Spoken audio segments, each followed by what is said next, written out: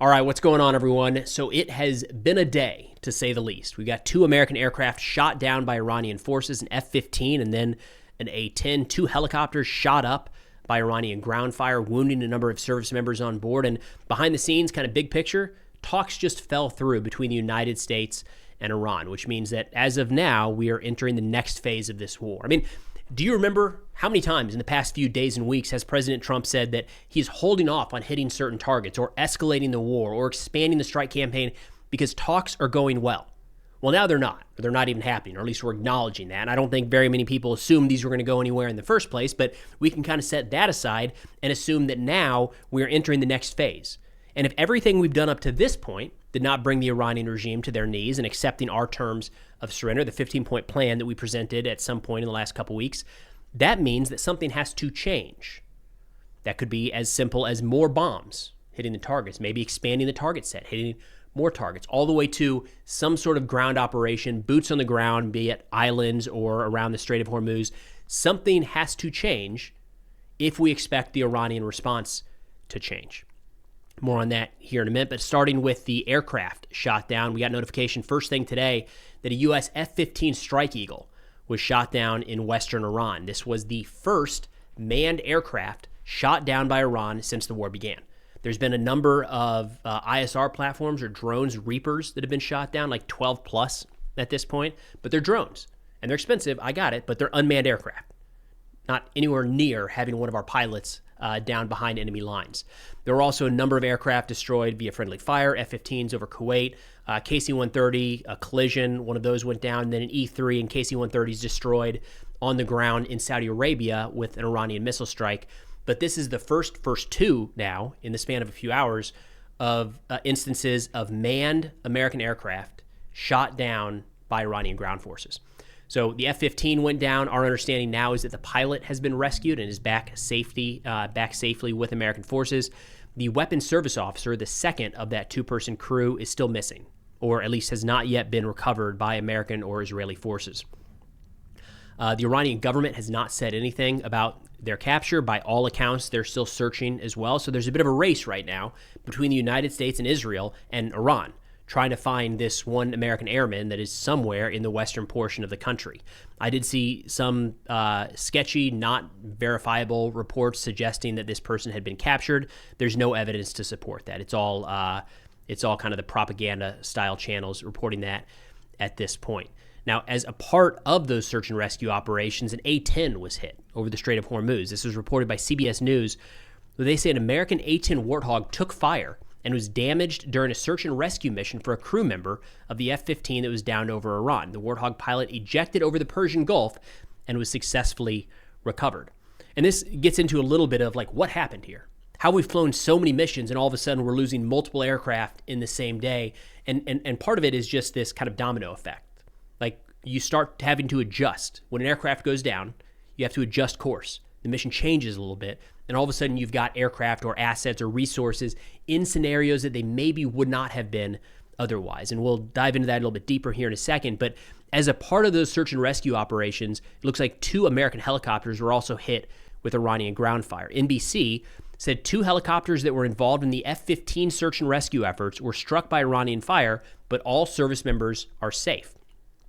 CBS later added to this report saying that the small arms fire from the ground wounded crew members on board the helicopter. They say the helicopter was able to land back safely to U.S. base.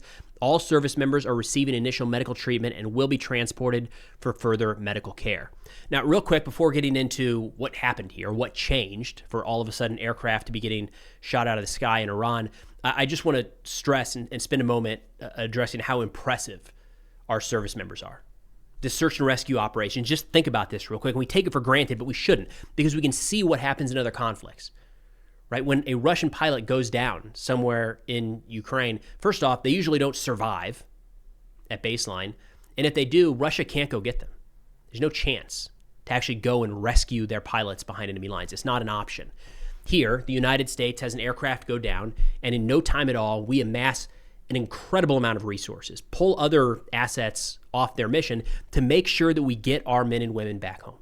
That is our number one priority. Our people are our most important asset in the military, and it's not even close.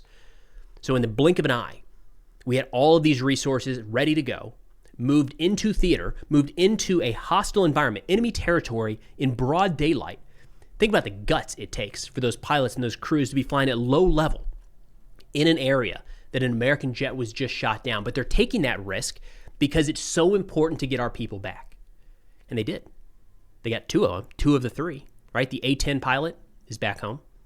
The F-15 pilot is back home. The weapons service officer, they're still out there searching. I just want, if we can appreciate how incredible our service members are that are doing this kind of stuff day in and day out, and at the drop of a hat, jumped, no questions, get right into it, go out there and do what they can to bring their brothers and sisters in arms back home. Now, in terms of what changed here, because something is different, and there's a couple different directions you can take this, and I want to acknowledge that there's very little information that we have right now. So there is the possibility that new technology arrived in theater from either Russia or Iran. Most likely. If it came from anybody, it would have come from those two. That's possible. We can't discount that entirely.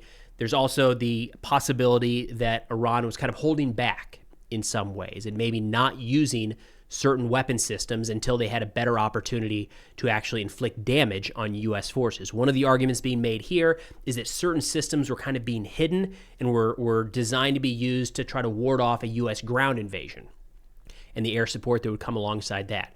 Maybe, there's some speculation there. The thing is, I'm hard-pressed to believe that Iran, over the course of getting bombarded heavily for the last 5 weeks, has at any point said, don't shoot that aircraft down, or don't try to, let's wait. They would have benefited weeks ago from shooting down American aircraft in a lot of different ways. So I don't know that they're consciously making that decision. More likely is that for the first time in a while, American aircraft were in range of some of these systems. So when you're looking at man-pads, the man-portable air defense systems, the shoulder-fired anti-aircraft missiles, those can't go very far. Like, they're good against helicopters and low-flying aircraft, but, with a B-2 or a B-1 or a B-52 or F-35 overhead, like, the man-pad it's not going to reach that.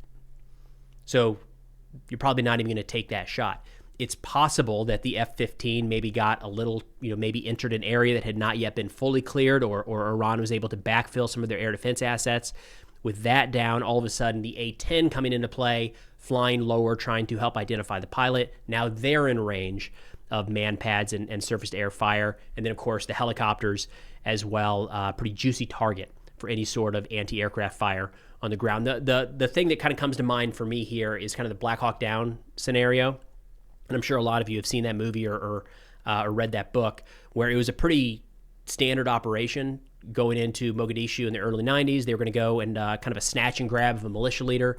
But then as they did that, one of the Black Hawk helicopters got shot down. And that just kind of spiraled into everything changes. And I have a feeling that's kind of what happened here. So the Black Hawk Down scenario, the bird goes down. All of a sudden, they've got to move resources over there to try to get the crew out and secure the crash site. Other helicopters have to move to try to keep an eye over that situation. And the mission just changes bit by bit. And all of a sudden, they're very, very much in a reactionary mode to make sure that it doesn't spiral out of control. And next thing you know, this relatively small group of U.S. forces is battling like the entire city of Mogadishu, right? A days-long fight that led to a lot of people dead and American pilots being drugged through the street. That is the type of thing, the type of little event that can trigger a domino effect in war. And there's 100 of those every day, nonstop. And it is a testament to our service members that they're able to keep this stuff under wrap and kind of contained as much as they have. So in this case, F-15 goes down. That leads to the shoot down of an A-10, leads to the damage of a couple of helicopters, the wounding of a couple of our service members. But this is the type of thing that could have gone a lot worse. Now, while the downing of U.S. aircraft is understandably getting a lot of media attention right now, kind of behind the scenes, we're hearing that U.S. and Iranian negotiations have fallen through. The Wall Street Journal said, quote, "The current round of efforts by regional countries led by Pakistan to reach a ceasefire between the United States and Iran has reached a dead end. Iran has officially told the mediators it is not willing to meet U.S. officials in Islamabad in the coming days and that U.S. demands are unacceptable," adding that early on in the latest round of diplomatic efforts, Iran said that it would only end the war if the U.S. paid reparations, withdrew from Middle East bases, and could be guaranteed not to be attacked again, among other demands. So real quick, when looking at all of this, and this is why I say we're entering another phase of the war, the next phase, whatever that might be, because the negotiations that have been on the table right now, the 15-point plan that, look, if Iran would sign it, I think that'd be great. Clearly, they do not feel that they are in a position to have to accept the U.S. demands. I think it's a stretch to say they feel that they have the upper hand, but clearly they still feel like they have some leverage if one of their demands is that the United States withdraw from all bases in the Middle East and pay reparations. That's a pretty far cry from where this thing began. And I think if we look back to the beginning of the conflict and where these 15 points came from, there was probably some belief in the U.S. government that if we just hit Iran hard enough, they would come to the table and say, okay, enough's enough. Maybe that would take just the first strike that took out the Supreme Leader Khamenei. Maybe it was 48 hours, 72 hours, 1 week, 2 weeks, whatever it is. The idea was, and you can understand how this could be a thought, maybe that would be enough to get Iran to say, fine, let's negotiate this thing. Essentially, President Trump, kind of what he's done a couple different times with Iran now, using military action as a lever in negotiations to kind of add pressure to the Iranian regime. That didn't work. So say whatever you want about any of the U.S. objectives, this, that, or the other thing. Right now, 5 weeks into this campaign, Iran is saying we are not going to accept the U.S. demands. That means what we've done has not gotten them to that point. Something has to change. So we'll see. Right now, we're seeing a significant bombardment in Tehran. President Trump recently has talked about how he was waiting to go after energy infrastructure, oil facilities, and desalination plants. Remember, those are the top of his, that is not like reading between the lines. He has said that. He has talked about every one of those being viable targets if the Iranians don't make a deal. And as of right now, they're saying, we're not making a deal. So if everything up to this point didn't work, there's the possibility that we say, instead of 5 weeks of bombardment, it's the same thing. It's just going to take 7 or 10 or 15 or 20. More likely is that we're going to see some sort of change in strategy. That might be going after different targets like President Trump has proposed and threatened in recent days. That seems like the most viable option here in the next couple days.